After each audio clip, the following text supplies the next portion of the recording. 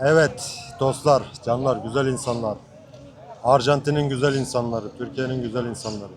Tekrar gelmek istiyorsa gelip gitmek zor olacağı için ister istemez özlem Evet. olur. Bir de hava değişimine gideceğim. Şu an İstanbul'da karla karışık yağmur yağıyor. O da işte mesela Türk dizilerinden bahsediyor. Türk dizileriyle bizi çok seviyorlar galiba. Çünkü Arjantin'in yemek kültürü gerçekten yok. Yani yemekleri yok. Beklentilerinizi karşıladı mı bu ülke? Ya da buraya gelirken ne planlıyordunuz?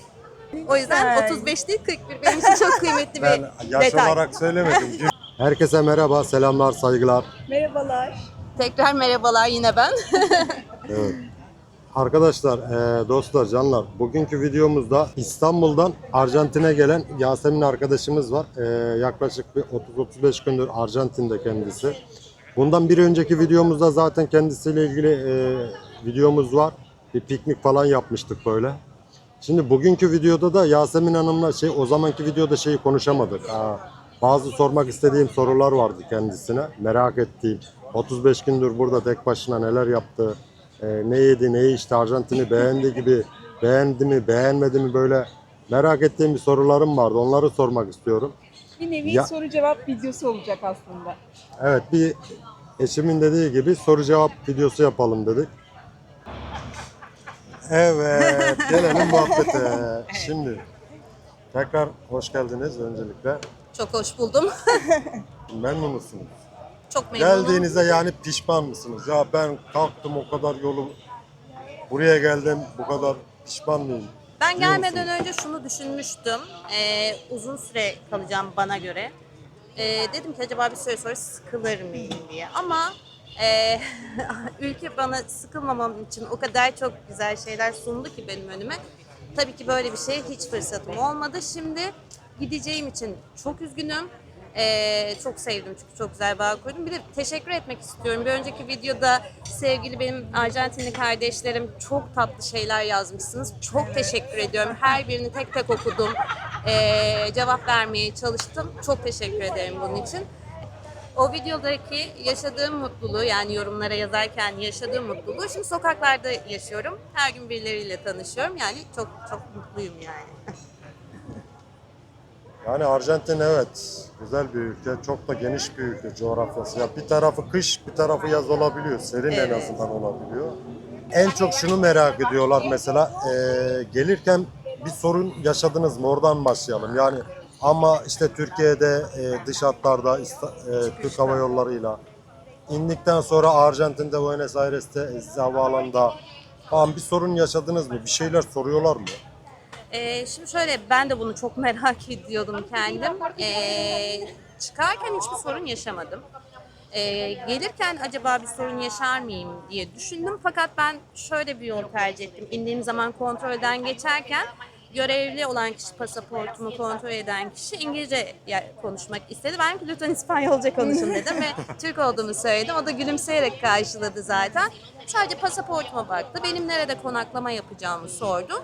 Ondan sonra geçebilirsiniz dedi. Yani ben hiçbir aşamasında, ne uçak içerisinde, ne uçağa girerken, ne de indiğim dönemde hiçbir sıkıntı yaşamadan geldim. Ama ben böyle şeylerde duyuyorum, işte bazen çeviriyorlarmış, sorguya tutuluyormuş ya da başka durumlar yaşanabiliyormuş. Yaşanabiliyormuş, Ben evet. kendi tecrübemi anlatmakla mesulüm. Ben tam aksine çok tatlı bir şekilde girdim yani.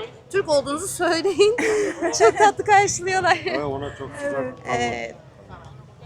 Peki buraya gelirken, yani geldiğinizde otelde falan mı kaldınız? Airbnb'de mi kalıyorsunuz? Nasıl yaptınız ev işini? Çünkü 35 gün otel çok para tutar mı? Nasıl? 41 gün. 41 gün, pardon. O detayı da anlatmak istiyorum. Şimdi ben bu yıl burada 42. doğum günüme, yaşıma girdim.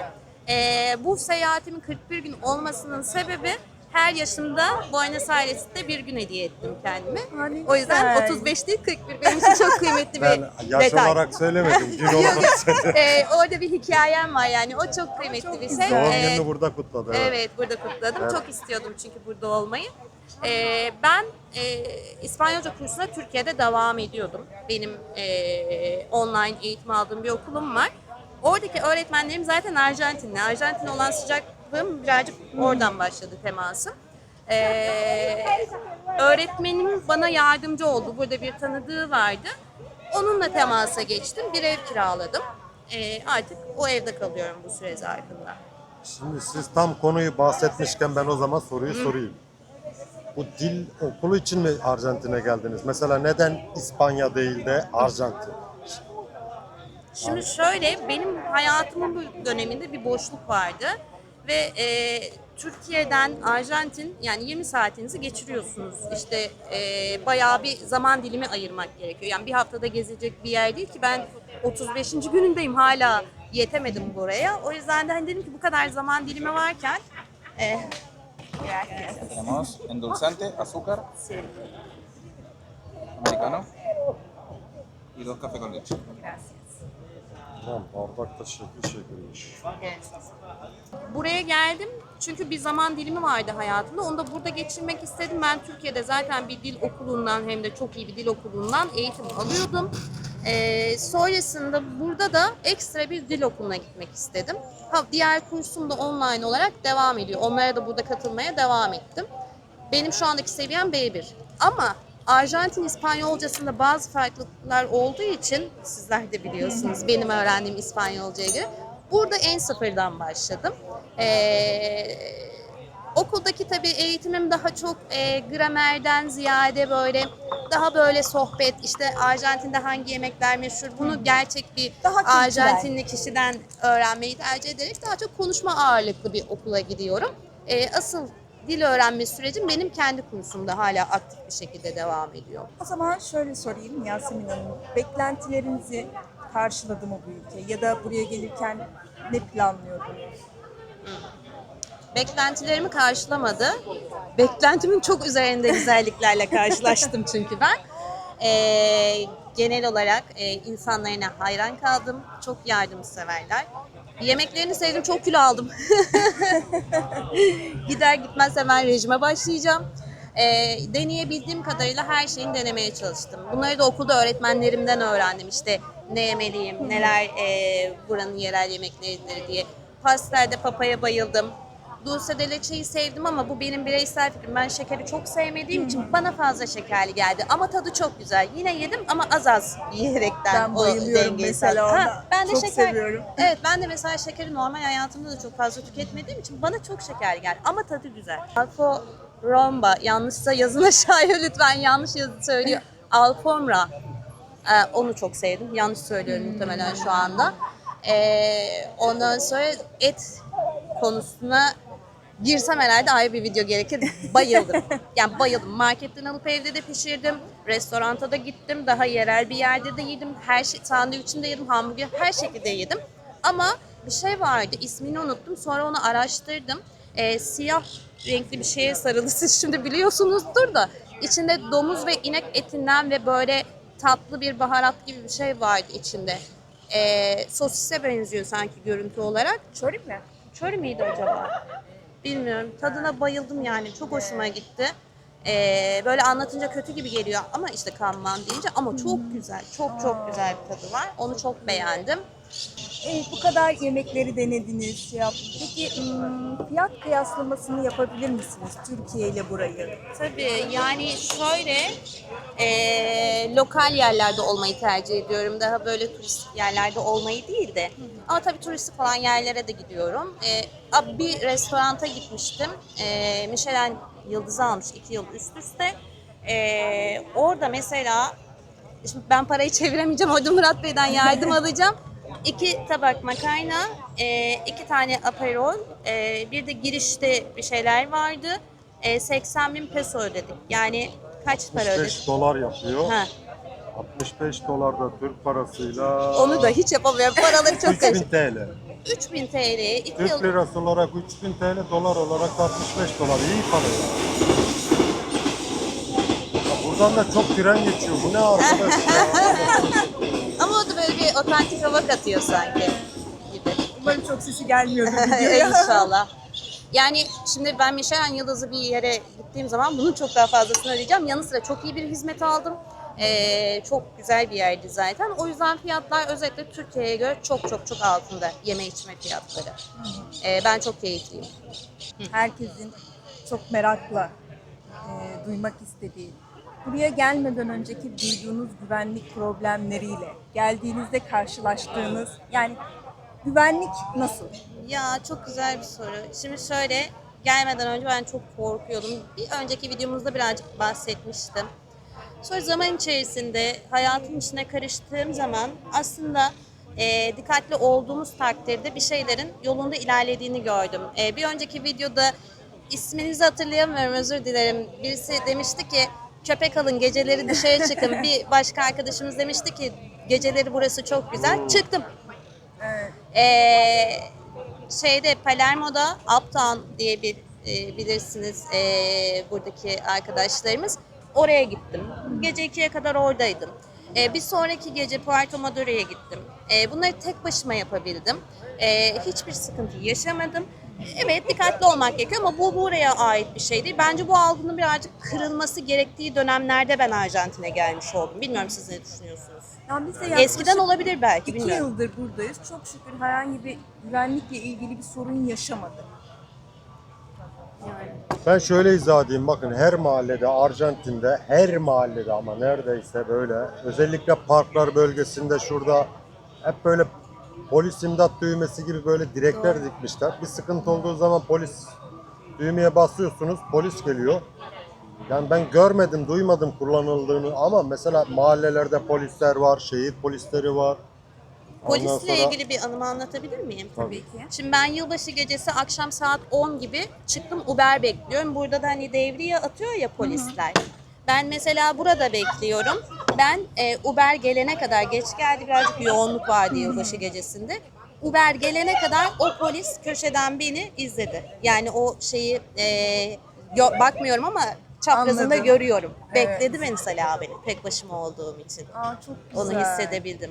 O yüzden evet, Güzel. o anlamda iyi dediğiniz. Ya kimin turist ya da turist olmadığını da az çok anlıyorlar Tabii. adamlar ve ona göre eğitilmiş, görmüş adamlar.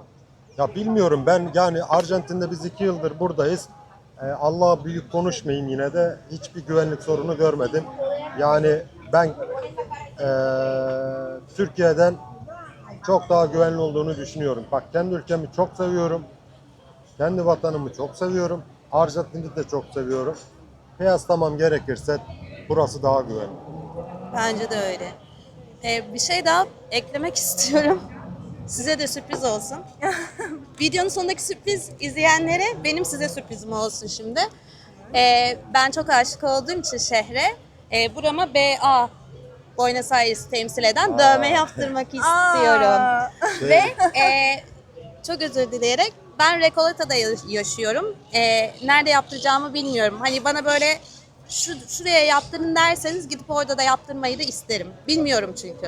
aa, çok güzel, çok Dövmeci tatlı. mi? Evet, Nerede olduğunu- dövmeci. Yani Yani güvenilir bilmiyorum. bir dövme Güvenilir bir merkezi. dövmeci. Recoleta'da bana önerebileceğiniz varsa lütfen önerin. Gideyim orada yaptırayım. BA olarak ömrümün sonuna kadar taşımak istiyorum Aa, çok çünkü. Ben de- Sürpriz. Ben de yaptıracağım. Evet, siz de Ama yaptırın. Bir de Arjantin'in şeyini yaptıracağım.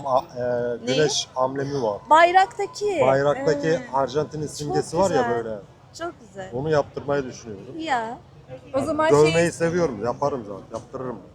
Dövmeci isimleri bekliyorum lütfen. Çünkü burayı daha tanımıyorum o kadar. Evet, söyleyin de nerede dövme yaptırabiliriz? Evet. Şöyle, Gidelim hep beraber yaptıralım. aynen. Gidip beraber bir dövme yaptıralım. Evet. O zaman şeyi sormaya gerek yok. Bir gün burada yaşamak ister misiniz diye. Çünkü aşık olmuşsunuz belli ki. Ben geliyorum. Türkiye'yi bir toparlayayım. İşlerimi halledeyim. O zaman kesinlikle umuyorum. Buradayım. Yaşayacağım yani. Ay umarım. Ay, çok güzel oldu. Kendimi buldum. Kendimi çok iyi hissettim. Yaşayan bir şehir değil Çok mi? yaşıyor. Çok yaşıyor yani. Arjantin'in en büyük eksiği, benim şahsi fikrimdir bu. En büyük eksiği şey yok. Deniz yok. Okyanus burası etrafı. Okyanus da çok dalgalı. Sevmiyorum. Mesela Türkiye'deki o Muğla'daki o denizler, şunlar bunlar Arjantin'de olsa Evet. zaten Arjantin'in tadına doyulmaz. Evet. Mükemmel olur. Ya hiçbir eksiği Evet, kalmaz. yani bilmeyenler için paylaşalım. Türkiye'de muhteşem bir coğrafya var. Deniz anlamında söylüyorum Süper. bunu. Yani tabii ki ormanlarımız da çok güzel de denizi muhteşem. Siz de Denizlerimiz bambaşka. umarım bir gün gelirsiniz. Fakat ben burada şöyle bir tecrübe ettim. Ben geçen hafta burada bir tesise gittim. Parque Norte ismi. Kocaman bir tesis, tenis alanları, futbol alanları, inanılmaz büyük havuzları, yetişkin havuzları ayrı, çocuklarla olanlar ayrı. İnanılmaz eğlenceli. Bir tam günümü orada geçirdim. Fiyatını söyleyeceğim, siz çevirin, ben para hesabı yapamıyorum. Bir kişi girişi 16.000 peso. Aa, çok 12 iyi. dolar. Yani 12 ben dolar mesela yani. eğer Türkiye ile kıyaslamak gerekirse Türkiye'de o kıvamda bir tesise, öyle güzel bir tesise o fiyata giremem. 12 dolar kaç TL? 500 mü? 12 dolar 400 lira. Yani 400-500 Yok falan 500 galiba. lira 500. İmkanı yok giremem ve inanılmaz Tüm keyif gün bir aldım. de. Tüm bir gün o çıkamazsınız ki çünkü çok güzel dolaşıyorsunuz, çimler üzerinde havuza giriyorsunuz, iyi. çıkıyorsunuz, Ama çok işte keyifliydi. evet tamam yer güzel olabilir ama havuz. İşte benim Türkiye'de daha önce bir tane videoda bahsettim ben. Türkiye'de özlediğim deniz. Biz Muğla'da çok yaşadık. Muğla'yı bildiğim için çok Doğru. özlüyorum. Deniz ve yemekleri. Zaten ben Türkiye'deki yemekleri hiçbir şeye değişmiyorum da. Tabii. Hazır yemek konusu açmışken, aklıma gelmişken sorayım. Ben unutuyorum sonra da. Ben kendi fikrimi söylemeyeceğim de Yasemin Hanım söylesin. Biz 2 yıldır buradayız. Arjantin'le ilgili yemek kültürünü gördük de. Arjantin'in yemek kültürü var mı? Türkiye'ye göre bir kıyaslama yapmak gerekirse Arjantin'in yemek kültürü nasıl? İstediğiniz yemeği burada bulabiliyor musunuz? Ya canım şunu çekti, gideyim ben onu alayım, bunu yiyeyim. Ya da benzerlerini bulabiliyor musunuz mesela? Amerika'da mesela bir Türk döneri bulabilirsiniz. Öyle mi? Arjantin'de de şavarma var mesela. Evet, şavarma. Ama döner değil o tabii. Yani yemekleri nasıl Arjantin'in? Yani şöyle ben çok kısa bilgi verebileceğim çünkü çok yemek yemeyen bir insanım aslında. Ama her şeyi bence burada bulabilirsiniz. Mesela siz bana bahsettiniz. Bizim kokoreçe yakın tadı olan neydi? Çinçuni. Çinçuni. Onu denedim. Evet aynı tat değil ama hani o isteğini kapatabilir. Ben kokoreç severim çünkü. Ama diğer birçok yemeği yani tabii ki işte nedir spesifik lahmacununu falanını filanı tabii ki yoktur. Ama Türk restoranları var galiba. Bu konuya da çok hakim değilim bilmiyorum. Bence yakın şeyler yapılabilir evde kendi imkanlarını diye düşünüyorum. Ben yemeklerinden çok memnun olduğum için İstanbul'daki yemekleri özlemeye fırsatım olmadı. Yani buradaki yemekleri çok beğendiğim için. Yani o yoksunluğu yaşamadım yani. Ama diğer genel temel kalıpların hepsi burada bulunabiliyor. Her şey var. Eğer yapabilirseniz bence yaparsınız yani değil mi lahmacundan baz alırsak? Tabii ki evde yapmak Yani. istendikten sonra yapılıyor. Benim sizin bu konuşmanızdan şunu anladım. Sizin yemekle aranız yok yani. Onu Ben net yemek söyleyeyim. yemeden Çünkü- benim olayım kahve. Ben kahveyle Çünkü ben yaşıyorum. Yasemin Hanım'ı kırmak istemiyorum. Yanlış bir şey söylemeyeyim. Çünkü Arjantin'in yemek kültürü gerçekten yok. Yani yemekleri yok. Evet Arjantin'in şu yemeği çok meşhurmuş bunu yiyelim. Yok yani sadece etleri var. Etlerini de yapmayı bilmiyorlar. Ya başka bir şey yok yani Arjantin'de. Bunu daha sonraki bir videoda Arjantin'in yemek kültürünü anlatacağım. Tek tek göstereceğim Ben ne yemek olduğunu yemeyi da. sevmediğim için yani ben cevap veremedim size. Ben sevmem. Yok yani ben kendi kahve fikriniz içerim. tabii bir şey diyemem. Ama Siz- kahve için söyleyebilirim mesela. Bir tane yerde çok keyifli bir kahve bulabildim. Onun dışında böyle kahveler daha böyle Nescafe gibi daha belki ben de bulamadım bilmiyorum ama bir yerde bulabildim çok güzel kahveyi. Onun dışında çok kahveye denk gelemedim mesela. Yani bizde hani yemek kültürü yok derken bizim hani çok böyle çeşitli mutfağımız var ya işte Ha, Anadolu'su ayrı, evet. Akdeniz'i ayrı, Doğu'su ayrı, İç Anadolu'su Doğru. ayrı. Cennet, Doğru. cennet. Sınırlı Yani çok burada. fazla, yani Türkiye'nin içerisinde çok yaklaşık bir 10-12 çeşit mutfağımız var. Farklı. Burada hani ayrı ayrı Yok. kültürden bahsediyoruz Evet. aslında. Hani yemek kültürü yok dediğimiz ondan bahsediyoruz. Yoksa tabii ki çok güzel etler pişiriyorlar. Evet. İşte asado dedikleri. Pizzalar. Çok Empanaдаlar. güzel. Empanadasına ben çok bayılıyorum mesela. Hem çok lezzetli, hem çok doyurucu, hem de çok ekonomik. Pizzaları da güzel. Ben tadına bir şey demedim ki. Tamam pizzaları güzel. Empanadaları güzel. Mükemmel hatta. Ondan sonra işte hamburgerleri güzel. Çünkü tuvaletlerini kullanıyorlar. Evet. Yapay bir şey. Ama et yediğim belli hamburgerin içinde. Doğru. Mükemmel o konuda. Ben Onda bir sonra sıkıntı yok. anladım sizin ne sorduğunuzu. Ama Evet, mesela nasıl söyleyeyim ya bir örnek işte bizim bir mercimek çorbamız Evet, var ya misal evet. örnek veriyorum. Zaten çorba kültürü hiç yok sıfır. Evet. Gördünüz mü çorbaya benzer bir ürün? Görmedim henüz, denk gelmedim. Sadece makarna yerken o Michelin yıldızlı yerde günün çorbası vardı. Başka denk gelmedim. Ya bizim balık çorbamız var, işte Tabii. bizim ezogelin çorbamız var, mercimek çorbamız var.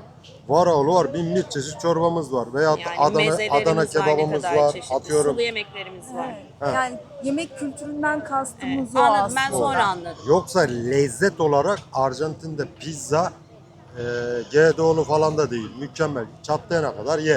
Evet. Doyana kadar pizza ye. Seni şişirmez. Hamburger ye. Güzel yani Çok tabii güzel. mükemmel. Çok güzel. Ve fiyat Lezzet olarak performans iyi. olarak da çok iyi çünkü porsiyonları çok büyük. Evet, yine az yemek yiyen biri olarak o büyük porsiyonlar beni çok yoruyor gerçekten. Bitiremiyorum, Evet. paket yaptırıyorum her yerde mecburen. Evde devam ediyorum. Bir sonraki öğün. Ben bunu sadece dedim ki acaba kendim mi böyle dikkat ediyorum falan diye. Bir gün bir restoranta gittik, böyle bir yemek söyledik. Yani menüde yemeğin fotoğrafı küçük duruyor. Yemeği söyledik, yemek bir geldi. Baba bunu dedim, ne bu dedim, yanlış mı getirdi acaba? Yanlış mı anlattım dedim. Adam kocaman et koymuş getirmiş. Porsiyonlar çok Ben büyük. bununla doymam dedim. Fazla bile geldi. Şimdi orada mesela diyor ki adam 10 dolar yemek. Bir tabak yemek, et yemeği. Örnek veriyorum fiyatını. Ondan sonra abi sana 10 dolarlık fiyatı maksimum seviyede yaşatıyor. Yani hakkını veriyor adam bana. Tabii. Çalma, çırpma, az koyayım, şöyle yapayım, öyle bir Yok. şey yok burada. Bizim Türk esnafı gibi böyle değiller ya. Değil. Malzemeden çalmıyor, dolduruyor adam. Evet. Yani yaşadığımız ekonomik sıkıntılar benzer ama yemek sunumları anlamında Türkiye'deki gibi değil. Porsiyon büyüklükleri adına konuşuyorum tabii yani. Evet, çok güzel. O bir anlamda lezzet. keyifli Doğru tabii. söylüyorsun. Yani ekonomik şartlarımız az çok şeye benziyor. Arjantin'le Türkiye birbirine çok benziyor. Ama insanlık olarak Arjantin halkı çok güler yüzlü, sevimli, yardımsever. Kimse kimseye böyle dolandırayım, ona borç çakayım, bunu çarpayım, çırpayım. Yok buna yemek verirken ya bir kaşık eksik vereyim. Öyle bir niyetleri yok. O konuda harika insanlar. Bir sene içerisinde de zaten Arjantin ekonomik olarak Türkiye'yi de geçer. Çok iyi olacak. Çok iyi olacak. Çok burası. anlaşmalar falan filan da yapıyor. Yani onun için zaten %300 enflasyon vardı, %30'a düştü bir senede. Başarılı. Adam devrim yaptı resmen yeni başkan. Mükemmel işler yapıyor da. Aynen. Bence bir sene sonra Türkiye çok fazlasıyla geçer Arjantin. Kültürel olarak farklılıklarımız ya da benzerliklerimiz nasıl insan olarak?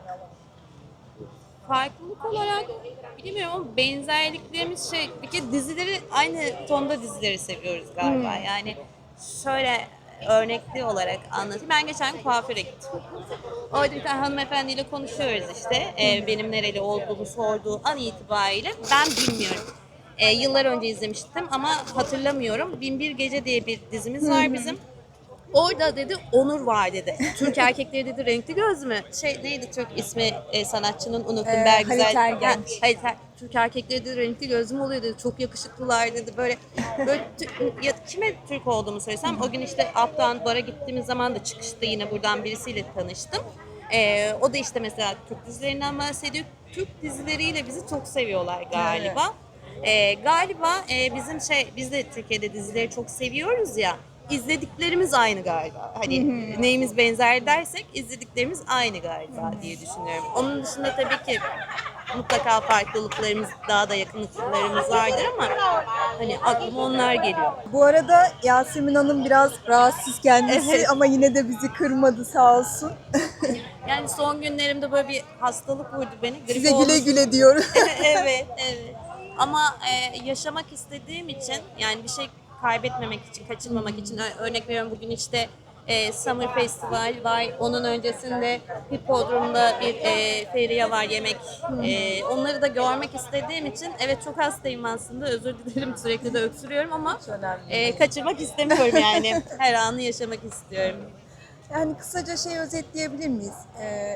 Çok memnun kalarak döneceksiniz. Çok özleyerek döneceğim. Çok özleyeceğim. Gidince mesela buradaki o güzelliğe o kadar alıştım ki o kadar minik bir depresyon bence beni bekliyor ki gittiğimde yaşayacağım böyle. Bir de hava değişimine gideceğim. Şu an İstanbul'da karla karışık yağmur yağıyor. Ben bir gideceğim İstanbul'a. Şu anda 34 derecede oturuyorum. Birdenbire kar içerisine gireceğim falan. Çok özleyeceğim kesinlikle. Sizleri de çok özleyeceğim. Biz Biz burada de tanıştık. öyle. YouTube'dan tanıştık. Birbirimizi Aynen. tanımıyorduk.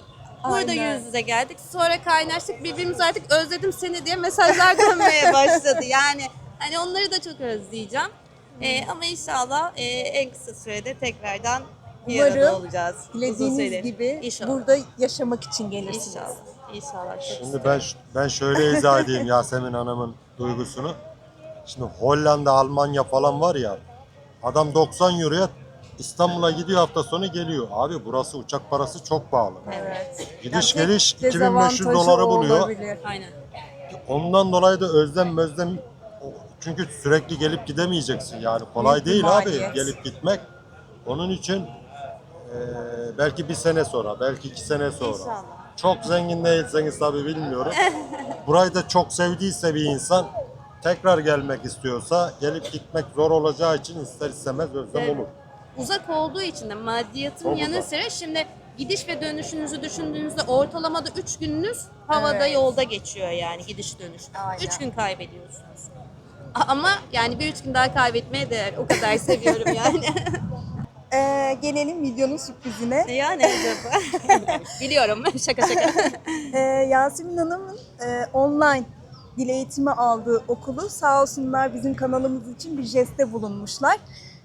Murat 10 kodu ile başvuru yapanlara %10'luk bir indirim yapacaklarını söylediler. Eğer online eğitim almak gibi bir düşünceniz varsa İspanyolca gibi açıklama kısmına okulun iletişim bilgilerini de bırakacağız. Oradan kendileriyle irtibata geçebilirsiniz. Evet. Buna da Yasemin Hanım aracı oldu, vesile oldu diyelim. Evet. Yani ben de çok kısa bahsedeyim. Evinizde oturduğunuz yerde ana dili İspanyolca olan kişilerden ki çok önemli. Uzun uzun sohbetler ederek, gramerini öğrenerek dil öğrenme şansınız var. Ben buraya geldim, hiç sıkıntı yaşamadım, hastayım. Evinizin konforunda benim gibi oturduğunuz yerde internet üzerinden ana dili İspanyolca olan öğretmenlerimiz, Arjantin'den de öğretmenlerimiz var, İspanya'dan da öğretmenlerimiz var. Merkezi zaten Barcelona'da. Eğer dil öğrenmek isterseniz, ben mesela şu anda hastayım. Dün burada eczaneye gittim. İşte burun spreyi aldım, pastil aldım. Burada alışverişimi yapabiliyorum. Bir yere gittiğimde ekstra bir talebim olduğunu da söyleyebiliyorum. Yolda insanlarla tanışabiliyorum. Bu da benim okulum sayesinde. Öğretmenimle konuştuğum zaman Suna Hanım'ın dediği gibi bize %10'luk bir indirim kuponu tanımladı. Devamı artık Murat Beylerle Murat 10 diye bir şey yazarsanız yorumlara Murat Bey sizlere geri bildirim yapacak bilgilerini. Okul iletişim bilgilerini. Bu arada tekrar teşekkür ederiz Evet, kendilerine. teşekkür ederiz sevgili Aleyha. Evet dostlar, canlar, güzel insanlar. Arjantin'in güzel insanları, Türkiye'nin güzel insanları. Bugünkü videomuz bu şekildeydi. Videomuzu lütfen rica ediyorum beğenirseniz ve abone olursanız kanalımıza biz de çok mutlu oluruz. İzlediğiniz için teşekkürler. Hoşçakalın. Teşekkür ediyoruz. Sorularım vardı. Lütfen alta yorumlara yazın. Dövmeci istiyorum. Birkaç ismi hatırlayamadım. Onları yazın. Merak ediyorum. Öğrenmiş olayım. Sevgiler.